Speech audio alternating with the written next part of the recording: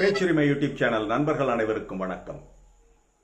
நேற்றைய செய்தியில் சொல்லியிருந்தோம், குறிப்பிட்டிருந்தோம், ஈரான் ஓமான் இடையேயான இந்த ஹார்முஸ், ஸ்ட்ரைட் ஆஃப் ஹார்முஸ் கப்பல் போக்குவரத்திற்கான ஒப்பந்தங்கள் முடிவடைந்து விட்டன. அதை பற்றி ஏற்கனவே கடந்த நேற்றைய காணொளியில் பேசியிருந்தோம். இப்பொழுது இந்த ஒப்பந்தம் பற்றி பேசுகின்ற பொழுது நேற்றைக்கு முதல் நாளே ப்ரொஃபசர் மராண்டி சில விஷயங்களை மறைமுகமாக குறிப்பிட்டிருந்தார். நேற்று இரவு குறிப்பிடுகின்ற பொழுது, ஒரு அமெரிக்க தொலைக்காட்சிக்கு குறிப்பிடுகின்ற பொழுது, இந்த ஓமான் கடல் பாதை, அதாவது ஒன்வே டிராபிக்ல திரும்பி வரும் பொழுது அந்த டிராபிக்கை கண்ட்ரோல் பண்றது, அந்த டோல் பிளாசா, இவற்றையெல்லாம் தனியாருக்கு கொடுக்க போகிறார்கள். ஓமான் அரசு செய்யாது, ஓமான் அரசு ஒரு தனியாரிடம் கொடுக்கிறது. அது அமெரிக்க இன்ஃப்ளூயன்ஸ்ல, அமெரிக்காவினுடைய செல்வாக்கை பயன்படுத்தி கம்பெனிகள் அதை அடைய துடிக்கின்றன. போட்டி நடக்கின்றது என்ற விஷயத்தையும் சொல்லியிருந்தார். அதன் பின்னணியில் இருப்பது யார்? ட்ரம்ப் குடும்பமா? அதே சமயம் மிகப்பெரிய கீவை தீக்கிரையாக்கி இருக்கிறது ரஷ்யா. இந்த நவீன உலகத்தில் தலைநகர் கீவை மிகப்பெரிய அளவில் எரிய விட்டிருக்கிறது. இதற்கும் 5 லட்சம் துருப்புகள் தரைப்படை புறப்பட்டு வருவதற்கும் என்ன சம்பந்தம்? அதே போல சவுதி அரேபியாவிற்கு இந்த ஹவுதிகள், தெற்கு ஏமன் ஹவுதிகள் கொடுக்கின்ற மிகப்பெரிய இடர்பாடு, எண்ணெயை எடுத்துக்கிட்டு போகவே முடியல. இதை பற்றியெல்லாம் பார்ப்போம். இது வாய்ஸ் ஆஃப் தமிழ் வழங்கும் பேச்சுரிமை சேனல். சேனலை சப்ஸ்கிரைப் பண்ணுங்க, மறக்காம பெல் பட்டனை அழுத்துங்கள். நண்பர்களிடம் சொல்லுங்கள், பேச்சுரிமையை பற்றி எடுத்து சொல்லுங்கள். அதிகமாக ஷேர் பண்ணுங்க, கமெண்ட் பண்ணுங்க, பிடித்திருந்தால் லைக் செய்யுங்க. இப்பொழுது பார்ப்போம். ப்ரொஃபசர் மராண்டி சொன்னது மட்டுமல்ல, நமக்கும் ஒரு சந்தேகம் இருந்து கொண்டே இருந்தது. ட்ரம்ப் வீட்டில் எலி, வெளியில புலி மாதிரி வெளியே தான் உதார் காட்டிக்கிட்டு இருக்காரு. தனக்குன்னு வரும்போது ஏதோ சொல்லுவாங்க, ஒரு பழமொழி. அதனால இந்த டோல் பிளாசாவில் இருக்கிற வசூலாக போகின்ற பணம் ட்ரம்புடைய கண்ணை உறுத்தி இருக்கிறது. அவர் வெளியே தான், நான் ஈரானை அந்தா பண்ண போறேன், அப்படி பண்ணுவேன், இப்படி பண்ணுவேன், ஈரானை அப்படி க்ளோஸ் பண்ண போறேன், ஈரானை எரிக்க போறேன், அப்படி ஒரு நாடு இருந்ததே இருக்காது, தடயமே இருக்காது அப்படின்லாம் டயலாக் விட்டார்ல, வசனம் எழுதின கதை வசனம்லாம் எழுதி டயலாக்லாம் அடிச்சுக்கிட்டு இருந்தாரு. இப்பொழுது அது தணிந்திருக்கிறது, சில நாட்களாக தணிந்திருக்கிறது. ஏன் இந்த மாதிரினா, இங்க சோழியன் குடுமி சும்மா ஆடுமா, அந்த பழமொழி, சோழியன் குடுமி சும்மா ஆடுமா என்ற பழமொழிக்கு எடுத்துக்காட்டாக இந்த வேலைகள் நடந்து கொண்டிருக்கின்றன. ஈரான் தன்னுடைய டோல் பிளாசாவை அவங்க சரியா பண்ணுவாங்க. ஈரான் வேற வெளி கம்பெனிகளுக்கு யாரும் கொடுக்காது. அங்கே மக்கள் தொகை அதிகம், வேலை வாய்ப்புகள் நிறைய தேவைப்படுது, இளைஞர்கள் கொடுக்கணும், கம்பெனிகள் அவங்க கம்பெனியை வச்சு அவங்க பண்ணுவாங்க.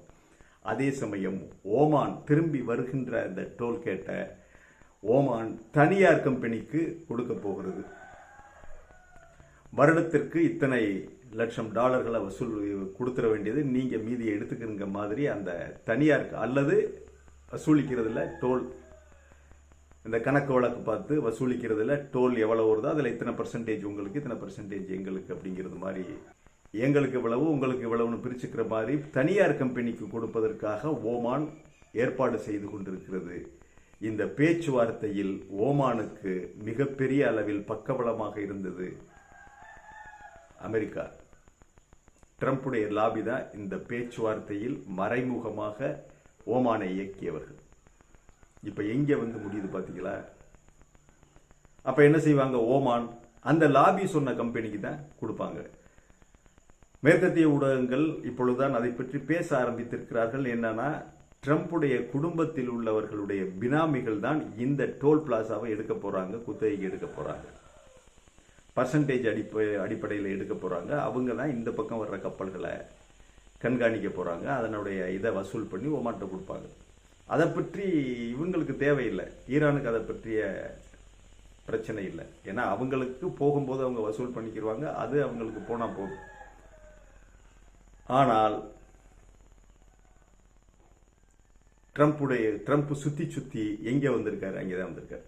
அதிலும் குறிப்பாக ட்ரம்புடைய மருமகன் ஜார்ட் குஷ்னர் ஏற்கனவே அல்பேனியாவில் போய் ஒரு தீவை வளைச்சு அதில் மிகப்பெரிய அடி வாங்கிட்டு வந்தாங்க. பெரிய நட்டம், அங்கே தான் பெரிய நஷ்டமாயிருச்சு. மக்கள் கொந்தளித்து வெளியே போடான்ட்டாங்க. ஆகவே இந்த நட்டத்தை எல்லாம் ஈடுகட்ட வேண்டும் என்றால் உடனடியாக ஏதாவது ஒன்று வேணும் அப்படிங்கிறதுக்காக இந்த டோல் பிளாசாவை வாங்கி கொடுக்கிறார் போல இருக்கு மருமையனுக்கு. மருமையனுடைய பினாமிகள் தான் அதெல்லாம் நடத்துவாங்க. இவங்க ஒன்னத்தையும் விட மாட்டாங்க போல இருக்கு.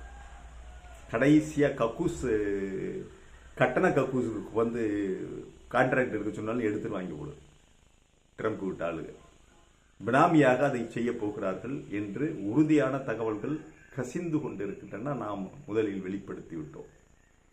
ஆகவே கட்டணை கழிப்பிடத்தை கூட இவர்கள் விட்டு வைக்க மாட்டார்களா என்று தெரிகிறது. அப்ப இந்த நாடகம்லாம் சும்மாதானா? பணம்னு உடனே வாயை பொழக்கிறாங்க. பணம்னு உடனே கொள்கையாவது மண்ணாங்கட்டியாவது அதெல்லாம் கிடையாது, தூக்கி போடு. கொள்கையாவது மண்ணாங்கட்டியாவது அதையெல்லாம் தூக்கி போடுங்கடான்னு சொல்லிட்டு இவங்க இறங்கிட்டாங்க. அதே சமயம் நேற்று இரவு முழுவதும் கீவ் வந்து நொறுக்கப்பட்டிருக்கிறது. ரஷ்யா நூற்றுக்கணக்கான ட்ரோன்களையும் பாலிஸ்டிக் மிசைல்ஸ், இன்னொரு புதுவிதமான ஒரு மிசைல் ஒன்று சொல்றாங்க, அந்த மிசைல்ஸையும் வச்சு அடிச்சு எங்கு பார்த்தாலும் கீவ் வந்து தீப்பற்றி எரிந்து கொண்டிருக்கிறது, கொழுந்து விட்டு எரிகிறது. மக்கள் எப்படி இருக்காங்கன்னு தெரியல. ஜெலன்ஸ்கி என்னாச்சுன்னு தெரியல. ஜெலன்ஸ்கி ஏற்கனவே சொன்னார் 5 லட்சம் தரைப்படைகள் கீவை நோக்கி வருகின்றன சொன்னாரு. அது உண்மையாக இருக்குமா? அதாவது அதற்கு முன்பாக அது எங்குமே மிகப்பெரிய படையெடுப்புக்கு முன்பாக அதனுடைய நகரங்களை இந்த பிளிட்ஸ் கிரைக்னு சொல்லுவாங்க, மின்னல் தாக்குதல், அதன் மூலம் ஏவுகணைகள் விமானங்களின் மூலம் தாக்குதல் நடத்தி அந்த சிட்டி அப்படியே அடிச்சு நொறுக்கி சாம்பல் மேடாக்கி குப்பை மேடாக்கி எதிரியை மனோரீதியாக பலவீனப்படுத்தி அவனை இயங்க விடாம பண்ணி கம்யூனிகேஷன் எல்லாத்தையும் நொறுக்கி அதன் பிறகு அந்த தரைப்படை வரும். இதுதான் பழைய டாக்டிக்ஸ். அதை இப்ப புதுசா அவங்க பண்றாங்களோங்கிற சந்தேகம் நமக்கு வருகிறது. ஆகவே கீவ் ஆபத்தில் இருக்கிறது, உக்ரைன் ஆபத்தில் இருக்கிறது.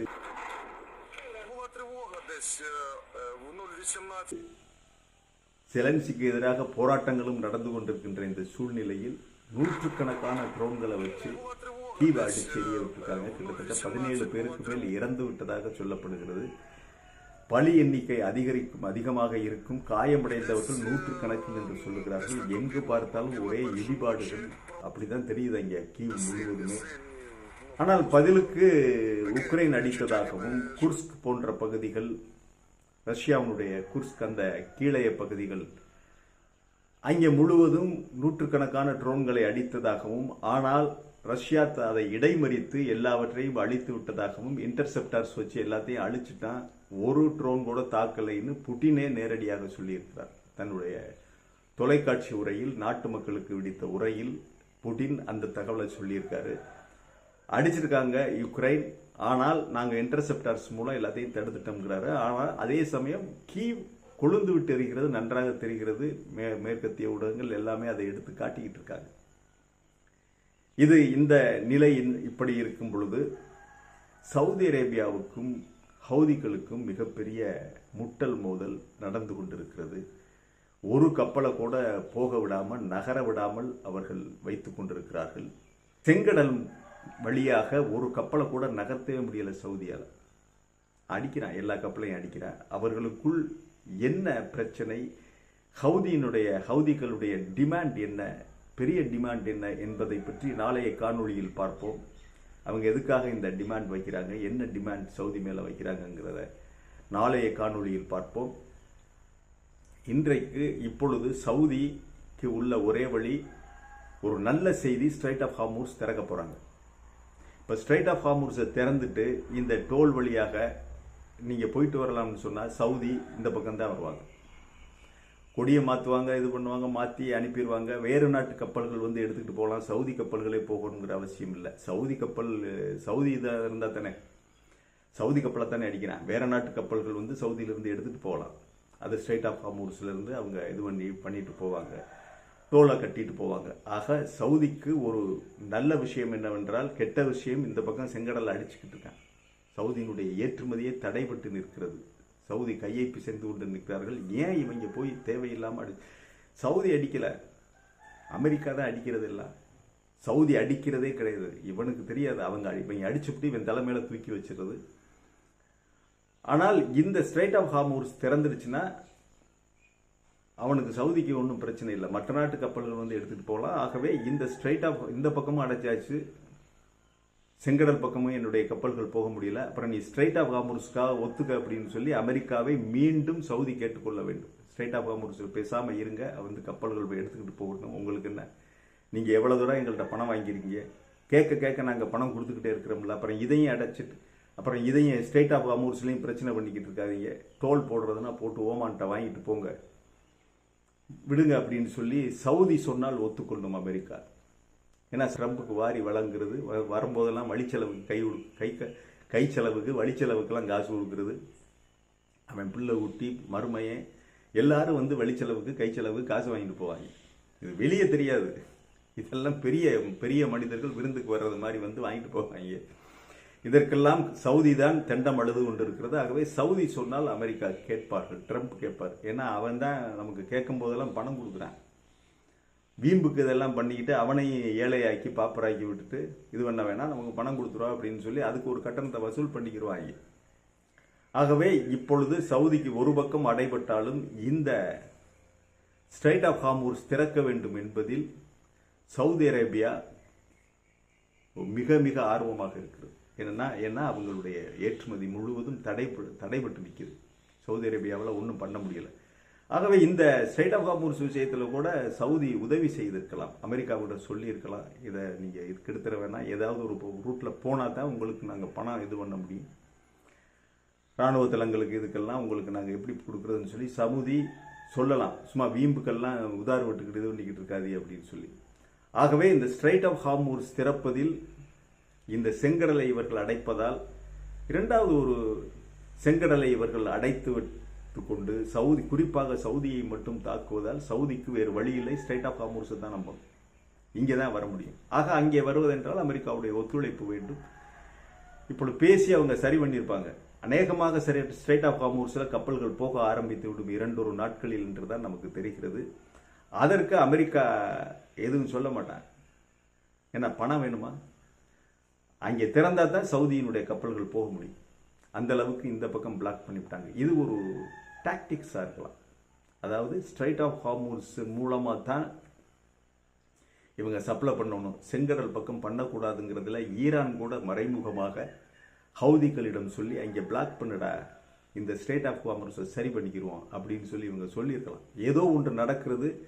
ரொம்ப தந்திரமாக கிளவராகத்தான் அமெரிக்காவுக்கே பாடம் கற்றுக் கொடுப்பது போல அமெரிக்காவையெல்லாம் மிஞ்சி ராஜதந்திரத்தில் இந்த ஸ்ட்ரைட் ஆஃப் ஹார்மூஸ் என்ற சதுரங்க பலகையில் காயை எடுத்து வைத்து ஆடுவதில் ஈரான் கைதான் ஓங்கி இருக்கிறது. ஈரானுடைய கைதான் ஓங்கி இருக்கிறது.